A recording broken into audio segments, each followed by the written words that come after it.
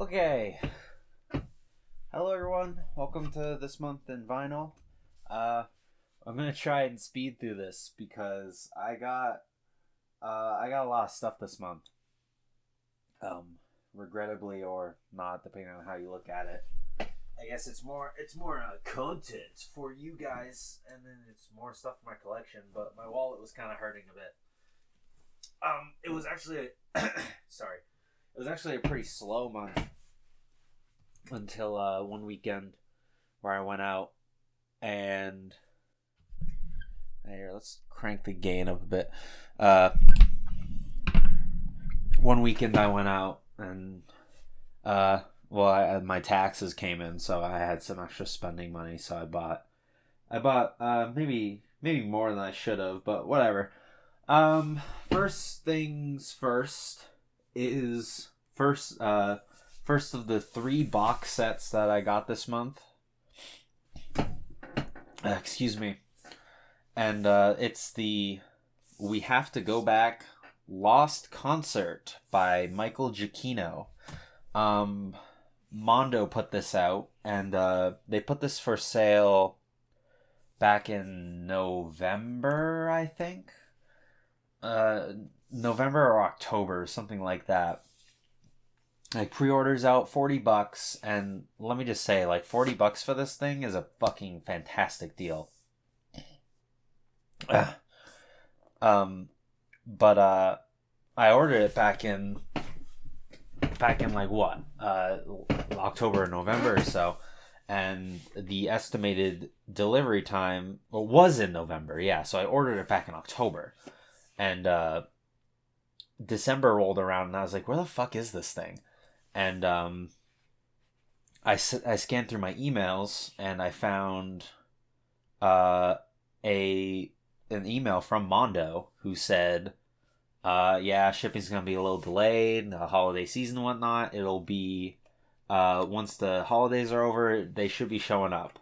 And I was like, oh, okay, that's fine, understandable. And then January rolled around and still nothing, so that was a little concerning. But then on January 31st, I come home from work. So technically this box set should have been in last month's, but I didn't want it to kind of overshadow the Monogatari one. This shows up on the 31st when I got home from work, and I listened to it the next day, and it sounded great. It sounded really good, actually. I'll be honest, though. Lost soundtrack isn't exactly... It's not the first thing I think of when I think of Lost, even though I think Michael Giacchino is a very, very good composer. It's been years since I've watched it, so maybe my mind would change if I saw it again. But oh well. Regardless, I thought this was a good purchase. It was a pretty, like, for 3 LPs in this like really sturdy box. I thought it was a really good purchase. I don't know if Mondo's still selling them, but if they are and you're a fan of Lost, then of course I recommend this. There's not much to say besides that. If you think Lost sucked and was shit in the last season, suck my dick. So let's move on to the next record, because technically this one wasn't even a February release. So we gotta power through, because let me just say, this is the first of 3 box sets I got, so get hype. I'm gonna try and mostly do these in order. This next batch were all bought on the same day, so I guess I'll just do them all like so. Alright, so this is the Decemberists 2018, I think, record, I'll Be Your Girl. Yeah, 2018. I found this in a Newberry Comics. There you go, it's a nice gatefold. It's a gatefold with a hollow Cover Like So, so it doesn't have the problem that a lot of gatefolds have. One of the upcoming records has. Uh, and you get the nice gatefold art. Well, like the lady saying everything is awful. Well, it's one way to look at it. Anyway, yeah, the Decemberists. I don't know if I've ever talked about them in the video before. I don't think I've ever had the opportunity, but I'm a fan. I like them. I listened to them back in like September of last year, and I listened to their first album and I liked it. I liked it quite a bit. And then I listened to their second one, and I wasn't really that impressed, and it kind of I think it kind of unfairly dropped me off from the Decemberists until a few months later I listened to the Crane Wife, which is something I'll talk about later. But I got this mostly on a whim because I was on a record spree that day, and this was in a Newberry Comics for, I believe, $13. So I decided I'd get it. Does this say something in here? Impeach the president. Okay. Anyway, let's yeah, I'll Be Your Girl. There was my friend recommended this album to me a few months ago, and it's still the Decemberists, but they have this more they have a more electronic sound in this one, and just describing this, I'm sure someone has like immediately rolled their eyes, and I don't know, I feel like it kind of works for what it is. And the way I described it was if like the Decemberists are very like they almost make like period piece music. I feel like they were like taken from like the 1800s and just arrived in the current time. What I described I'll Be Your Girl as is if that 1800s band got abducted by aliens and the aliens asked them to record an album. That's how I describe I'll Be Your Girl. I still gotta listen to it more. I've only listened to this album once. Like I said, bought this more on a whim than anything because it was really cheap, so I didn't feel too bad splurging at that point. The next record is an import, sort of.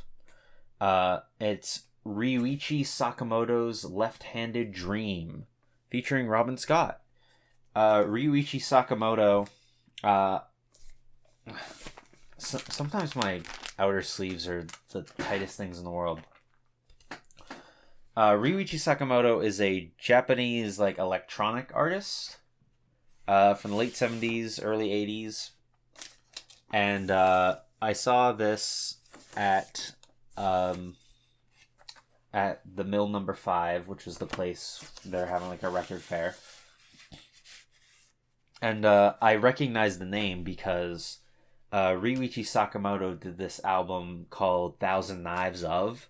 And I highly recommend that you look that album up on YouTube. Just listen to like the first 5 minutes of it, and prepare to get your mind fucking blown, because that guy was doing shit like that back in like the late 70s. He's apparently a pretty prolific guy in the music industry as well. He also is a critic of copyright law. I found out by looking him up, which is good in my book. But one more thing I want to mention. I haven't listened to this just yet. I sampled a couple tracks, but I haven't done like a full listen of the album. Something I noticed though is that some of the songs on the album were actually written by Shigesato Itoi. And if you don't know who that is, Shigesato Itoi, how I know him, is the guy who wrote the Mother series or Earthbound. Obviously, no, not obviously, but if you know him from Earthbound and nothing else, Shigesato Itoi is like some sort of, he has his like hand in like everything. Uh, he does so many things, and like game designer isn't really like his first or like his main thing. He's more of a writer than anything. So it's not completely unsurprising to see him on an album or credited on an album, but it's still weird nonetheless. At least to me. Especially considering Shigesato Itoi isn't exactly he's not as well known of a name as he is over in Japan. And I paid like $25 for this record. I thought it was a pretty, fair enough deal. Just just the sheer curiosity. And the next record, let's see. They're kind of out of order now, I think. But, alright. Let's go with this one. Beat Happening, Jamboree. I think this, outside of maybe the box sets, because the box sets, are kind of, there's a lot more records there, so it feels like I got more of my money's worth. But this one, I think this is my favorite record that I got this month, because I've been looking for Jamboree for a while now, and I was pretty much expecting I was gonna have to buy it online or something, but I find it in this record store for $30. By the way, you go online, you gotta pay like $45-$50. So I not only did I find it in person, I got a deal. Beat Happening are kind of like indie darlings from like the 80s. They did a song called Indian Summer, among other ones, but Indian Summer is like the really well known song out of their catalog, and it's on this album. This is actually a really quick album too. I think it's like 23 minutes or so, so you can get through this like really breezy, no problem at all. And I brought this up to the clerk, and not only did he compliment my musical taste, but I also ended up asking him how long that this record was here, and he said it was like it had been sitting there for like a year, which was surprising to me, because I feel like this album's kind of popular, at least in certain circles, like indie music circles. You definitely, if you're into indie music, then you really should pick up this record, or at least listen to it, because it boosts your indie cred considerably. But yeah, it sounded good. But something I thought that was really funny or interesting was that not only did it come with the record, but it also came with some inserts, and I'd like to show you these. First off is Lud Gang. Shout out to all my Lud buds. But it just seems to be like some sort of like, it's not, I guess it's liner notes if you want to think of it like that, but it really looks just like it just seems to like be snippets of reviews of their last album, which is the self-titled Beat Happening, which you can see right there. Yeah. It's really interesting.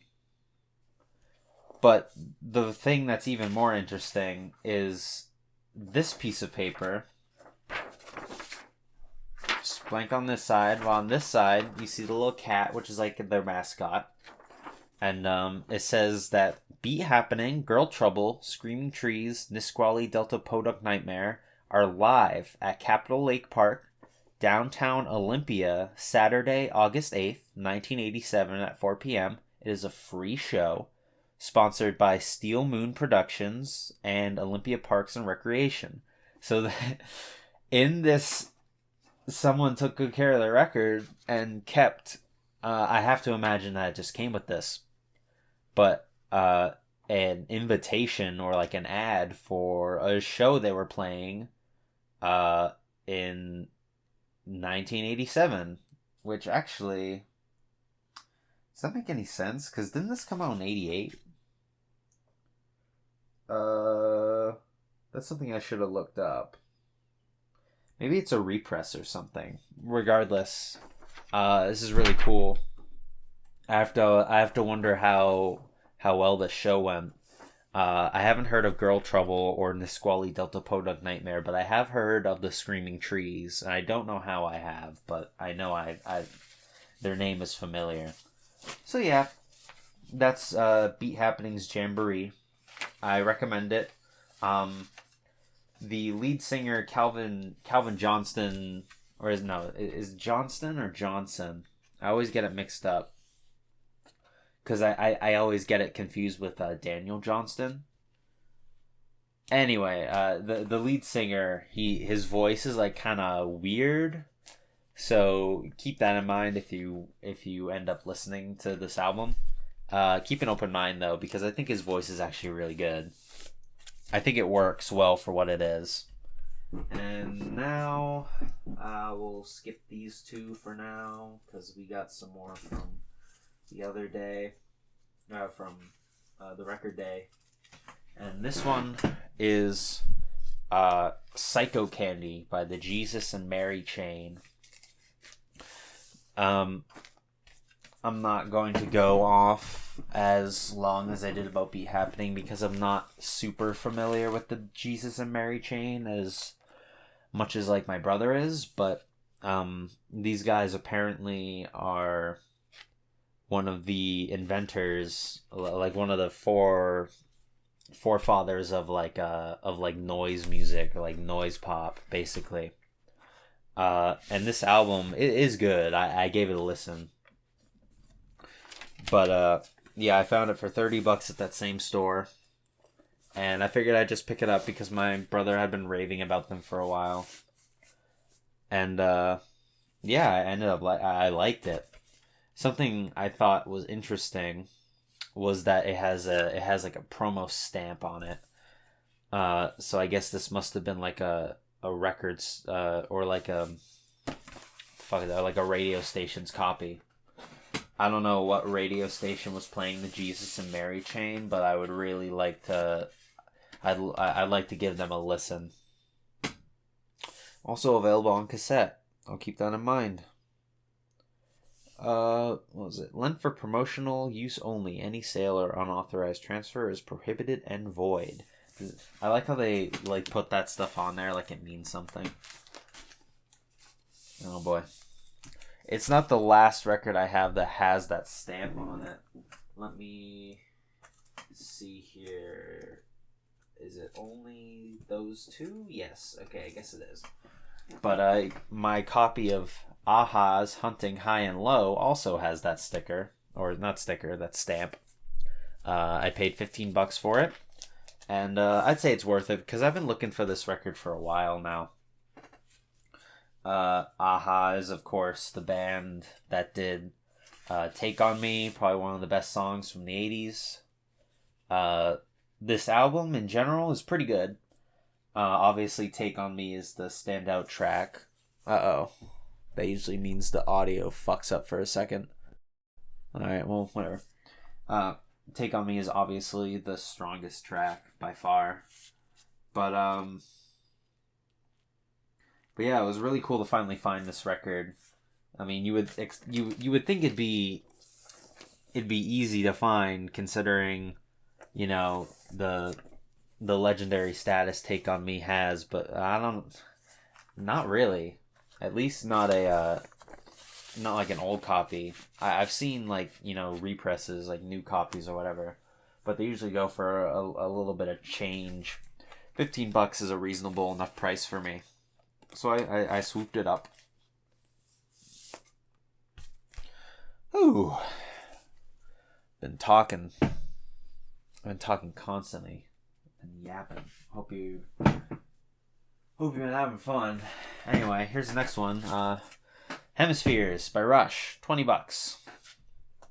You're starting to see my purchases in one day kind of go into get what the fuck was I saying? What the fuck am I saying?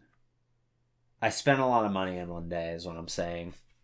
Um, I think you could make a really funny meme format out of this, out of the Hemispheres album cover. Um, I haven't gone farther than that thought. I haven't made any memes for myself, but if you want to make Hemisphere memes, let me know.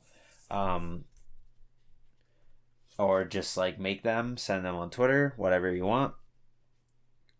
Rest in peace, Neil Peart. And yeah, this is obviously, you know, Rush is one of like the best prog rock bands of all time. I'm not super into prog rock, but of course I like Rush, and this is one of their better records, I'd say.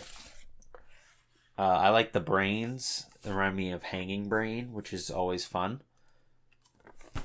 And you know, it's got the trees, which I've heard the trees for a long time, but I obviously the standout track is Hemispheres, which is all of side A. It's 18 fucking minutes, because of course it is. But it just goes through so much stuff, and it tells this epic tale, as prog rock songs are wont to do. Let me see if I can't pull out the liner notes here. It's almost like a poster, if you really wanted to hang this up.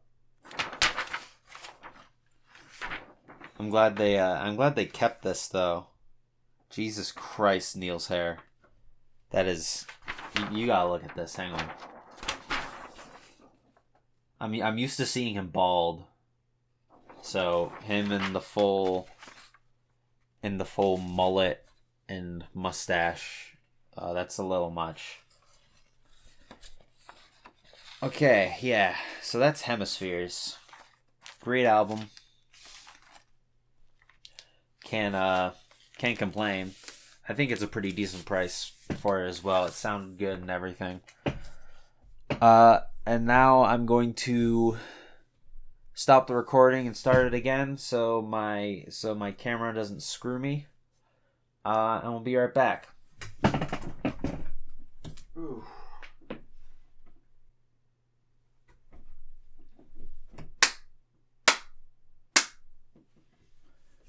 Let's just say I'm glad I decided to stop the recording when I did, because I noticed that the camera's battery was running out.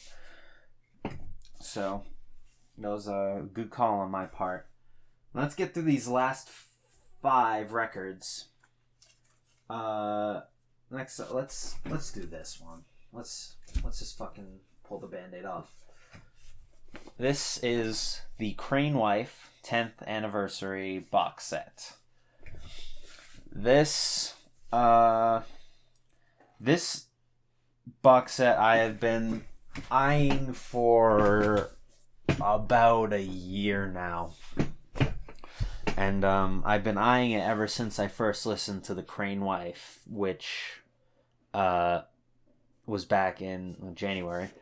And as soon as I listened to the album, I immediately knew, like, oh my god, this is a very special album. It really quickly shot up as one of my favorite albums, because it's just such a great record, and I want to talk about it more in depth later. But so now I want, instead of talking about how much I like the album and what I like about it, I'll save that for another time. I just want to go through what the contents are in this box set.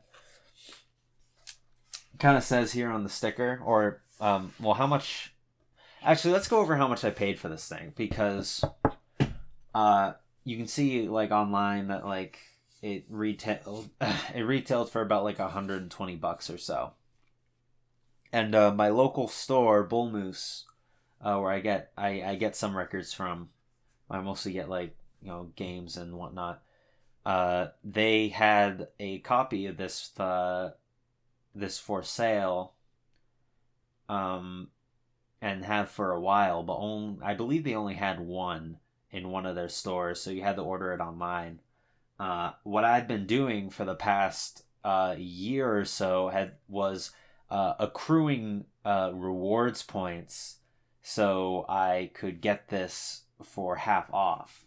And how the rewards points work is if you have as many points as an item costs in dollars, you can spend those points to get the item half off. So what I did, I had enough points. I spent the amount of points necessary to get this for $60, and that is a really fucking good deal. Because first of all, it's pretty sturdy cardboard. It feels like, and it's really classy too. I kept the sticker on. Preferably, I would have an outer sleeve for this thing, but I don't have outer sleeves big enough. I should also mention that the Lost soundtrack came with like an OB strip, as all Mondo releases do. It's over there somewhere because once again, I don't have outer sleeves large enough. Anyway, let's go through this fucking thing. One complaint I do have about this box set is that there's nothing here where you can kind of like put your fingers through to pull the stuff out. What I've been resorting to doing is just kind of pushing it out like so, which I feel like there could have been a more elegant solution. Maybe some sort of like a crevice or something, maybe a hollow area of the or more hollow area of the box set to kind of pull things out. But regardless, it comes with a lyric sheet. We have our very flattering drawings of the members of the band. I call it a lyric sheet, but it's really it's more like a notebook. It's got other pictures of the band. Colin Malloy, he kind of just looks like Ben Gibbard if he was a little more what's the word? A little more sensitive. I don't know how you'd be more sensitive than Ben Gibbard, but he figured it out. Just a lot of nice illustrations. I think obviously the illustrations are like quote unquote ugly, but I think it works very well for the aesthetic of the album. And if you've listened to the album, you probably 100% agree with me. And if you don't, well, you know what I said to Lost haters, So this is it's a 5 LP set, and the first LP or the first record is just the album. Well, it doesn't have the entire album because it's kind of a long record, so you kind of need to have it on two LP. So then the second record is the remainder of the original album, and then side 4 are like bonus tracks essentially. And then you get to the real shit, the real reason why you want this record or why you want this box set. And that's the outtakes and alternative versions. So something I thought was funny is that there's a song on the album called The Perfect Crime number 2, and I was always like, well, where's Perfect Crime number 1? Turns out there is a Perfect Crime number 1, but it didn't make it on the album for some reason. I have to assume it was like a B-side or something. It's kind of like how there's a White Wedding Part 2, but no one talks about White Wedding Part 2, only Part 1, and Part 1's the only one that made it on the album. Except in reverse. It's like if White Wedding Part 2 was only on the album. Yeah, it's all black LP. I know there's like a version of this that's on it's like a translucent red, but whatever. I'm not gonna cry because I didn't get the epic color version. And then record 4 is when you get to like the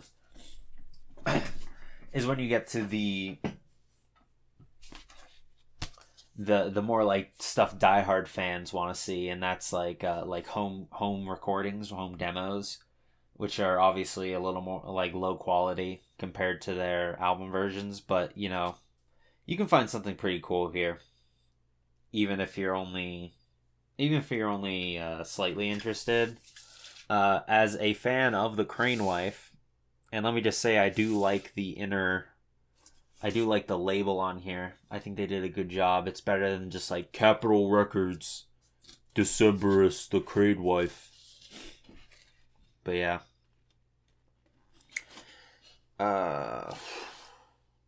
The Perfect Crime Part or number 2, 7 minutes. Jesus. That song is not that long. I wonder what the fuck they're doing on that one. I haven't listened to all these records, and can you blame me? I did listen to the full album though. Because I told myself I wouldn't listen to the album until I listened to it in full on this box set, and I put off buying this for a while. Ooh, yes. The record 5 is more home demos, but this one, side 10, Jesus. Side 10 has one Crane Wife 1, 2, and 3. So, I haven't heard how this sounds, but I guarantee you want to seek that out. Because any version of the Crane Wife is worth listening to. Mastered by Capitol. Okay. That's different from the other one. Sometimes, you know, you can see messages written in the matrix of the record. Usually it's just numbers and stuff, boring stuff that no one cares about. And then there's one more thing that the box set has. Well, first, that's just pretty. That's just pretty. And also sad. But if you haven't listened to the album, you don't know why that's sad. Anyway, the last thing here is a Blu-ray of a concert from 2006. And looking at the set list from on the back, this is a pretty stacked set list. It's got all the hits, at least all the hits at the time. Apparently this was previously unreleased. So yeah, I'm looking forward to watching this. And I'm happy I finally bought this thing. It was one of those records that I've been meaning to buy for a while, and it was nice to finally scratch off the list. Ooh. Obviously, that took a while. I'm not surprised it did, but we got plenty more records to go through. And this one is also a favorite of mine, and it's Takeshi Terauchi and the Bunnies. If you don't know what this album is, it is a 1968 surf rock album by Takeshi Terauchi, who is like a god of the guitar. This guy is so sick. You need to look online and listen to all of Takeshi Terauchi and the Bunnies. You need to do it. You will be blown away by how hard this guy goes.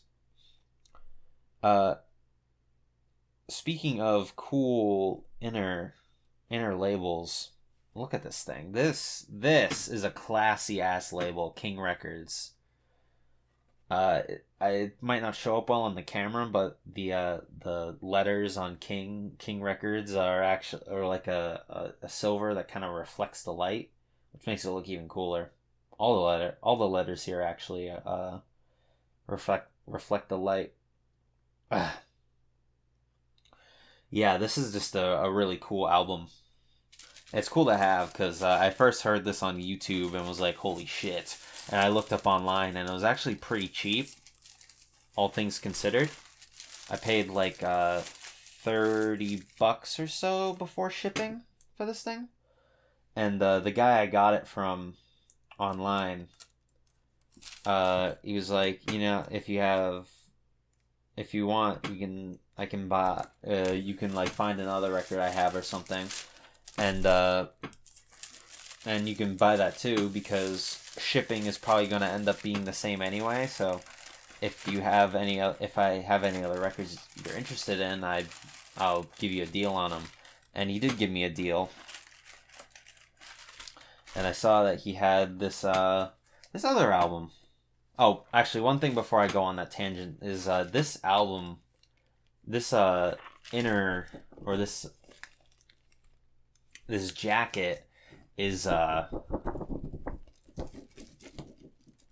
it's very flimsy. It was a lot flimsier than I was expecting.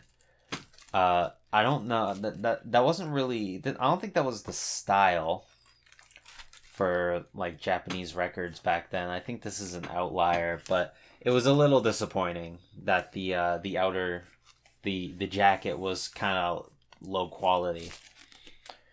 The reason I think it wasn't the style back then was because I have this album, which I also got from this guy, which is the Tigers' Human Renaissance.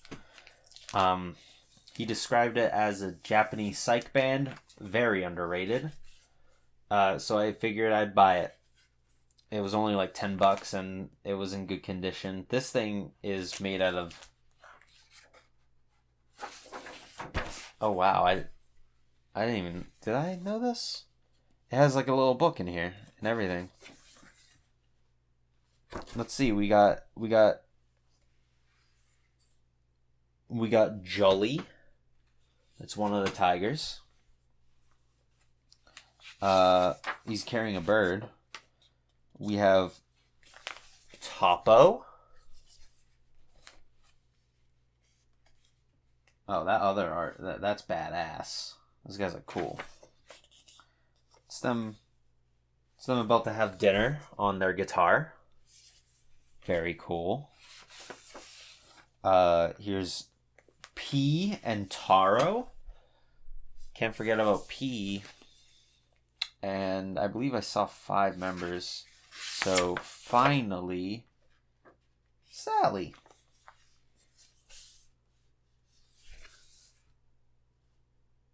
And they're playing with the dove, it appears. This album was, it was alright. All that hype. And I'm just like, yeah, it was okay. I didn't hate it or anything, but I didn't find myself very I didn't find myself blown away by it either. I don't regret buying it though, because I do think it is cool to have in my collection. Is just this obscure psych rock, Japanese 60s psych rock band. Who knows? Maybe I can find someone who will appreciate this album more than I will. But for now, I like to hold on to my records, even if I don't, even if I'm not exactly too fond of them or something. I don't know. Maybe someday I'll sell it, but I don't intend on doing that for a while. Not finally, but here we have the Valhalla soundtrack.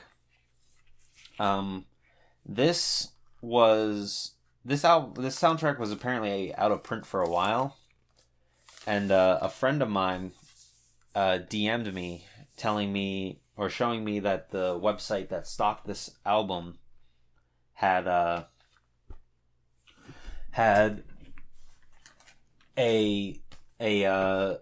version of it online for sale. And the version of it that was online was it was like a recall stock or whatever, like stock that got damaged in shipment. So they sold it for a discount price.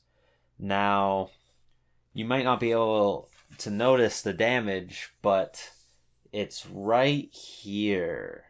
Right here near the spine. It's a little dinged up. And I listened to this album front to back. Obviously they couldn't have all of the tracks on here. But the curation I think was really good. And it sounded great. No complaints. So basically, I got a hell of a good deal on a record because the jacket was slightly dinged up. If I ordered it new, I'd probably be a little upset that it ended up like that. But I guess the fact that I was expecting worse made it all the better that I got a good deal on this. Now I don't want to take the records out and show you them. They're just on standard black vinyl. Because this is one of those 2 LP gatefolds, and as you can already kind of tell, it's begging to be released from its mortal hell. I had tons of trouble getting the records back in here without it like exploding out. Even still, it's kind of doing that. Just the more and more I start to feel a little more disillusioned with gatefolds. Maybe Brian was right. But besides that, there's this in-universe interview with Kira Miki. There's no voice acting in the game, so I don't know how to say her name. But that's who she's like some idol character, like a robot or a Lilim idol character that everyone likes. And it's her on the cover of the album, but I originally thought that this was supposed to be Jill, which would make sense because Jill's the main character. But a friend of mine who's a bigger fan of Valhalla than I am pointed out that it's meant to be Kira Miki, which makes sense. I mean, it's the soundtrack, so of course the music character, the idol character, would be involved in that. But yeah, Kira Miki. Yeah, all right, I was right. I recommend, if you haven't seen my Games of the Decade video, spoilers, I put Valhalla on there, despite me playing it only a little under a year ago. I found my time with the game to be very enjoyable, and I highly recommend, if you have not played Valhalla, just play it. I don't think you'll regret it. Especially not for the music, because the music is great. Here we are, and it also comes with this cool poster of the idol herself. It's like a in-universe tour. As a character, I thought she was, to be honest, she wasn't one of my favorite characters from the game. So despite all the merch or all the stuff in here making sense in universe, I definitely wouldn't have minded if it was just a more straight up like no frill soundtrack with just like art of the characters. But I can definitely respect why they would do like an in-universe thing. I'm not gonna complain too much about that. All in all, I'm happy with it. I'm not, like I said, I'm not gonna complain too much. Oh God, my mouth like hurts from talking. But we got one more thing to do. If you remember what I said earlier, I got 3 box sets this month. I did not plan on getting this, but I went to PAX last Friday, and I spent a lot of money there. One of the things I got was the Banjo Kazooie soundtrack on vinyl. It's the Fan Gamer. I got it at the Fan Gamer booth at PAX. I paid I think a little under $60 for it. And personally, I've said this before. I usually just prefer if people just use key art from the games, but I think that this art works for the game, and the style of it is pretty cute. I like it. I'll say it's 1,000 times better than the I Am 8-bit version of the album art. I'm sorry to whoever did that art, but man, I hate it. It just doesn't look good at all. I don't like it because it's like a realistic bear and a realistic bird with like a backpack. I don't think it just seems so random to me. This one I think has a little bit more art direction involved, and it's on 4LP, and it's got these cute little inner sleeves, and it's just on standard black vinyl. It's nothing too fancy there, and I haven't gotten around to listening to all of it yet. I've listened to one side so far, and it sounds like Banjo Kazooie, all right. And despite it being 4LP, you would think, like, oh, so that's the whole soundtrack, right? Well, apparently, according to, I believe there's liner notes in here. I gotta take all the LPs out though. Yes, there is. There's liner notes. Look at. Oh, actually, wait a minute. Before I talk about the liner notes, look at this terrible record etiquette. First of all, Banjo, he's got the records lying down on the fucking floor. For shame, dude. And of course, he's got one of those fucking all-in-one turntables. Jeez, Banjo, I didn't know you were a fucking casual. He's gonna get cross-posted on Vinyl Jerk. Is what's gonna happen. But yeah, on the back side of the liner notes, Grant Kirkhope obviously does them because he's the composer of the game. He mentions that he had to curate tracks for this thing, and I was looking on the back and I was wondering what tracks were missing. I thought all of them were there, and the only one I outright notice right now, or at the time, was that there's only the spring version of Click Clock Wood, and I have to say, if Grant needed to keep only one version of Click Clock Wood, I'm glad he picked the spring version, because that's probably the most iconic version of the song, and it's just the most cheery. I like it. I like it the most out of the four. And like a fun fact, in case you didn't know, is apparently Click Clock Wood, the spring theme, was the first track he composed for the game. So there's that nifty little tidbit. I believe you can still find this for sale on Fangamer's website. It came out a few months ago at this point. Excuse me, I meant to get it then, but obviously I was hesitant to buy a $60